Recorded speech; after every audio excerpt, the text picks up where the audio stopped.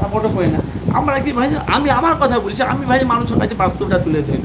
এখানে কার ফাটলো কার ফুটলো, এখন কেউ কমেন্ট যদি না, কমেন্ট তো করছে, আবার তারা ডাইরেক্ট ফোন করে আমাকে বলছে ভাই এই ব্যাপার, এটা করো ওটা করো, মানে বিভিন্ন রকম কথা বলছে। তাহলে আপনারা চিন্তা করেন ভাইরা, সাংবাদিক মিডিয়া তাদের কাজ হলো কি মানুষের কাছে বাস্তবটা তুলে ধরা। এটা সাধারণ মানুষ যেটা বুঝবে সেটা করবে, সাধারণ মানুষ যেটা বুঝবে সেটা করবে। এটাকে আপনারা দেখেন যে সামনে লোকসভা পঞ্চায়েত ভোট, এখন আইএসএফ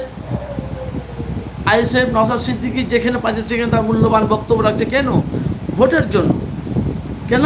বলছে চুপচাপ খামের চাপ, ভোট দেওয়ার জন্য, মানে ভোট চাইছে, মানে বুঝবেন।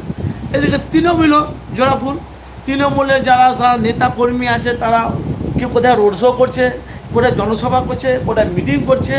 কেন? ভোটের জন্য। সিপিএম কংগ্রেস মুর্শিদাবাদে, খালি মুর্শিদাবাদ নয়, মুর্শিদাবাদের বাইরে সমস্ত জায়গাতে সিপিএম কংগ্রেস এবং জোট হয়েছে। তারা এখন মানুষের কাছে বাস্তবটা তুলে ধরছে, এ করবো হ্যান করবো ত্যান। সামনে যে লোক আসছে, যে যেখানে পাচ্ছে সে সেখানেই বলছে ভাইজান।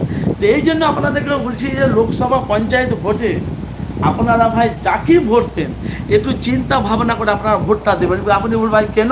দেখেন, এখন আমার এমন একটা সিচুয়েশনে চলে এসেছি না, এই যে আমাদের বাড়িতে বাপ মা ভাই বোন ছেলে মেয়ে এসব বাড়িতে মোটামুটি 15টা থেকে 12 জন সদস্য আছে, মানে লোক আছে। তাদের মধ্যে থেকে কেউ আইএসএফকে ভোট দিচ্ছে, কে তৃণমূলকে ভোট দিচ্ছে, কে বিজেপিকে ভোট দিচ্ছে, কে কংগ্রেস সিপিএমকে ভোট দিচ্ছে। তার মানে আমাদের বাড়ির মাথাগুলোই ঠিক নেই। বাস্তব বলছি ভাইরা, আপনাদের কাছে বাস্তবটাই বলছি। আপনাদের গ্রামের বিজেপির কি আছে, পার্টি অফিস আছে, এবার বলতে গেলে কিছু কিছু মানুষের ফেটে যাবে। আপনাদের বাড়িতে আমি বিজেপিকে ধরি, যেহেতু বাংলার দুশ্মন তো বিজেপিকে বলি। কেন? অন্য টাকা ধরলে তো গায়ে লেগে যাবে। আমি বিজেপিকে ধরছি ভাই, কিছু মনে করবেন না ভাইজান। আপনাদের গ্রামে বিজেপির একটা পার্টি অফিস আছে, আপনারা বলেন ভাইজান, আল্লাহর রাস্তায় আপনারা কমেন্ট করবেন, সত্য কি মিথ্যা আপনারা সেটাও জানাবেন। আপনাদের এলাকাতে একটা বিজেপির একটা পার্টি অফিস আছে, সেখানে যারা বিজেপি করে তারা পার্টি অফিসে তারা উঠা বসা লেনদেন করে, মিছিল ধরে, ঝান্ডা ধরে, সব মিছিলে করে ও করে স্লোগান দেয়। ভালো করে বুঝবেন ভাইজান। এরকম আপনাদের গ্রামে তো তৃণমূল আছে, কংগ্রেস আছে, সিপিএম আছে, আইএসএফ নিয়ে তো 5 বছর এসছে। আমি আইএসএফটাকে বাদ দিলাম এখন, ভালো করে বুঝবেন। আমি এখন নওশাদ ভাইজানকে বাদ দিলাম, আইএসএফকে বাদ দিলাম। আপনাদের গ্রামে বিজেপি এখন পার্টি অফিস আছে, আমাদের তৃণমূল আছে, কংগ্রেস আছে, সিপিএম আছে, ভালো করে বুঝবেন। তো এখন পজিশনটা হয়ে গেছে কি, যে যার পার্টি অফিস, বিজেপির পার্টি অফিস, দেখা গেল বিজেপি যারা লোক যারা ভোট দেয় তাদেরকে মালপত্র দিচ্ছে। মানে কি, ওপর মহল থেকে আছে, যারা ঝান্ডা ধরবে, যারা মিটিং করবে, তারা কি দেবে। আপনারা বললেন আপনাদের গ্রামে সিপিএম আছে, কংগ্রেস আছে, তৃণমূল আছে, তাদেরকে দিচ্ছে না। আর যখনই ভোট চলে আসছে, তখন যাদেরকে দেয়নি তাদের বাদে ভোটটা আমাকে দিস ভাই, আপনাকে ভোট দেবে। আমি কি বলছি ভাই, একটু কমেন্ট করবেন, আপনাকে ভোট দেবে কেন? তোমার বিজেপি পার্টি অফিস, তোমার বিজেপির লোকদের যারা কর্মী, যারা তোমার কাজ করেছে তোমরা তাকে দিয়েছো, সিপিএম কংগ্রেস তৃণমূলকে দাওনি। ভালো করে বুঝবেন।